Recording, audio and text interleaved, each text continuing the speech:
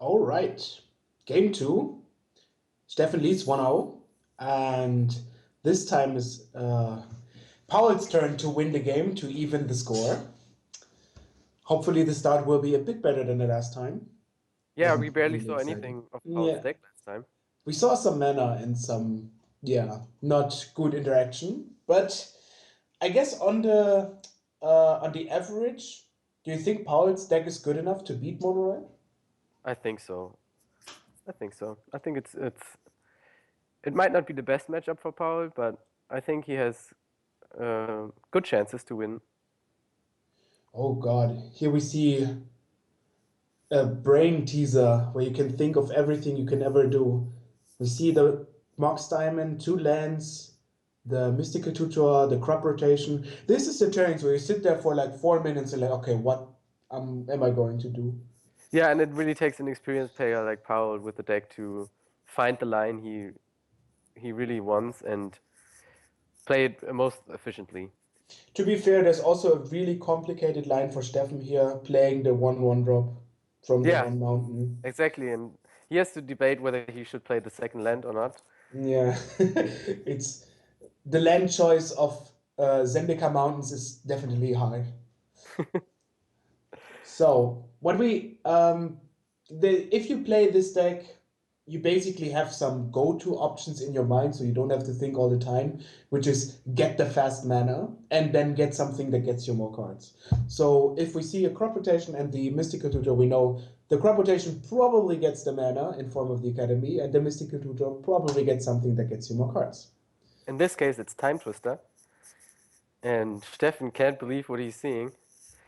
Oh, isn't that like 500 euros?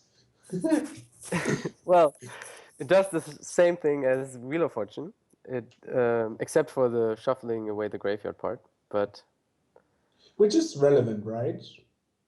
If you yeah, can choose to play one, you would always play the Time Twister. yeah, If you don't need your graveyard sometimes, but usually cards in your deck are very important. So right now he gets the Academy, makes two, plays a Time Twister out of the uh, Mox Diamond, and then we start over. Only that I have an Academy, a Mox Diamond, and a Zero Mob, and you have like this little 1/1. Fair deal. Fair deal. And not to forget, there's also a land he can play this turn. So he can maybe play like a 1-drop artifact, a tutor, a fixing spell. yeah. And Basically, it can be a very explosive next 7. Imagine him having a Chromox and a card to discard to it, and then an untap land, so you can untap the Academy with ooh, the I don't know this temple for colorless, for example. Deserted Temple, yeah, or Desert Temple. Minamo, Schools at Water's Edge. Exactly. Staple blue land. So we see, ooh, Hauser. That's a very good draw for Paul, and not so good for Steffen, I think. Yeah, there's kind of the beef missing. Yeah, I mean he has 4 lands, which is always pretty tough for a red deck to have in hand. You couldn't even choose if you would draw this hand on the start, you would mulligan. You can't even choose to mulligan now, which is kind of awkward. I think something you really needed now would be, I don't know, an item of the Great Revel or something that makes Powell punished for playing so many spells or playing stuff. Yeah, He draws a Shrine of Burning Rage, which is nice, at least something to play right now. But I don't see this shrine doing Burning Rage. well, it can happen that Paul needs a few turns, so maybe it gets like 4 to 5 damage. But oh, now the 1-drop of Steffen had this triggered ability. Let me look that up. The Goblin No. Glory Chaser is now renowned, and got a Yeah, +1/+1 counter. well, it's still only a 2/2 on the board, which is, I guess, a very nice spot. There's not like 4 power, you die in the very next turn. Paul can basically do whatever he wants with his hand. He has I don't know, about 10 mana if he really wants to. He can look for cards, he can play the Tezzeret. The question Yeah, is really now, how do you know your deck? What is your plan? How far do you go? Do you look for a card that makes more mana? Do you look for a card that draws more cards? Do you look for a combo piece? There's already two half combo pieces of Voltaic Key and Zuran Orb. What would you exactly. do? Well, it really depends. He has a few options here. He can, first of all, play Tezzeret and look for more combo pieces on the top of his library. Or he Mm, can even cast um, Thirst for Knowledge and decide afterwards. But right now, he doesn't really want to discard any of the cards in his hand, no. except for maybe Underground Sea. But I so he think decides to play the Tezzeret here. I think besides going for the kill, I would like to animate my Ancient Den and attack. That would be fun. Why not? Well, Mono red? I don't think Paul is the kind of deck that wants to attack with a 5/5. Why not? It's like, who's going to beat you down? Right, it's me. What you're going to do? And you can even untap it with the key. I could imagine Paul animating the land and not attack to No, no, protect his like Tezzeret. you can't block the goblin because it has Oh yes, true. So you need this two menace thing with the exactly. counters. I was just But talking about it. he can untap the land with the key anyway. So if Paul decides to play a haste creature, he can just untap the 5/5 and block. Oh,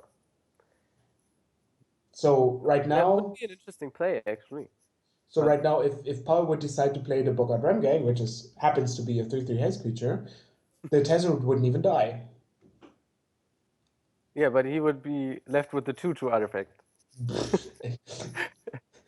Well, then he makes another 5/5. I think this would actually quite be a reasonable and, of course, funny line because Yeah, nobody would because expect to win with the 5/5s beating down. I like it. But as it is for now, it will be almost surely a combo win in this or the next turn, depending on what he draws. and he still has Snapcaster for Time Twister if he wants to refill his hand completely. What can you look for? You can look for Candelabra, which makes basically infinite amount Enough of mana. mana. Yeah. And he also has Voltaic already, so you could use this Candelabra, which is a mono artifact. I had to learn that when I started with Magic, what that was.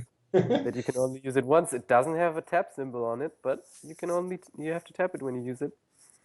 So you don't have This to is play it in a mono artifact deck? no, you don't have to.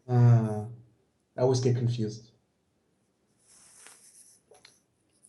That must be quite confusing if people see this card for the first time and they don't see an untap symbol and like a tap symbol. Yeah, it was It's really confusing for me. I mean, I was not playing any artifacts yeah. until most recently when I finished 35th place. But um, yeah, I thought you could just use it over and over again. Yeah, it's a bit This kind of- dangerous, but luckily it's an old card and they're not as confusing. So he goes for the Fabricate, looking for probably Candelabra, right? Is there anything? I wonder if there's actually a possibility to kill. Maybe. That's so hard. Even if you play the deck for basically all your life, it's still so hard to see all the puzzle pieces interact, to count all the mana right, to see it, look at the hand, so like, I have a Fabricate, it costs me 8 mana to play it and flashback it with my Snapcaster Mage. So what can I do right now? Yeah, Pretty he decides to go for the Candelabra, which is the play you thought of also. Now he will untap the Academy and produce 4, 5, 6 mana, and then he has to the possibility to the option to untap the Candelabra again to produce a ton of mana. and then either look for something with thirst for knowledge or having something in mind. I mean, it's like in those positions, it's like, okay, I can Snapcaster for the Fabricate, I can look for, or I just play thirst for knowledge and see what I draw. Yeah, Usually you just go with the thirst for knowledge because it's easier. and I And mean maybe it gives you. Uh, I mean you only have to discard half a card maybe if you find an artifact, or 1.5 cards, since you could possibly Snapcaster for the card back. So Well, right now, you even have two lands in hand, so you don't mind discarding those. exactly. It's not like mana will be your problem in the near future. And we see the joint. Bam! Chromox, Fastbound, and a Wargate. How about that? Well, it was quite a good thirst for knowledge, and I think Paul is very satisfied with this hand, and he already sees the play to win this turn. I Yeah, think. he was very thirsty. Well, he's not winning, but Steffen won't win this game either, because Paul will have infinite life How does that or work? a number, probably a number, some kind of number. How does that work? How does it work? Well, he will play the fast one now, Okay, and then he that I could, see. Wargate for Crucible, and then he has all the 3 combo pieces in Zuran Orb, Fastbone, and Crucible to sack lands to Zuran Orb, and play lands out of your graveyard with Fastbone and Crucible and gain an infinite life. So the deck is like a bingo scratch card. You draw a card, bingo, got it. And if you have three in line, Then you scream bingo and say a number, and yeah. that's your life total. Uh, and I think that's exactly what Paul is doing here. the you have to set your life total right now. This is not instant because you have to play a land, but you can choose any number you want, which should be more life than Stefan can possibly do. Yeah. There's no card that does something, right?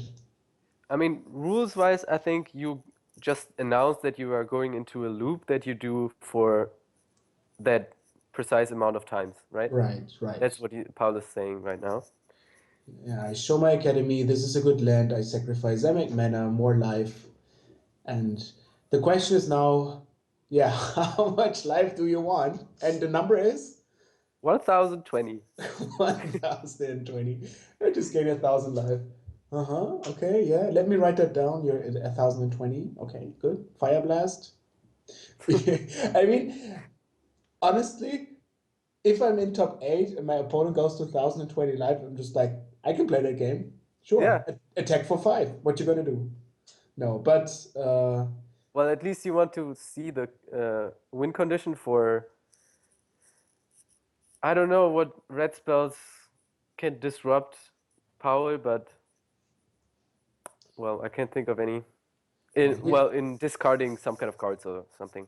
and in fact, Removing. he's flashbacking the fabricate for the staff of elimination, and we already know this does about everything you could ever imagine, including drawing your whole deck. Yeah. And well, that's the last idea Stefan has for this game. And we are on to game 3.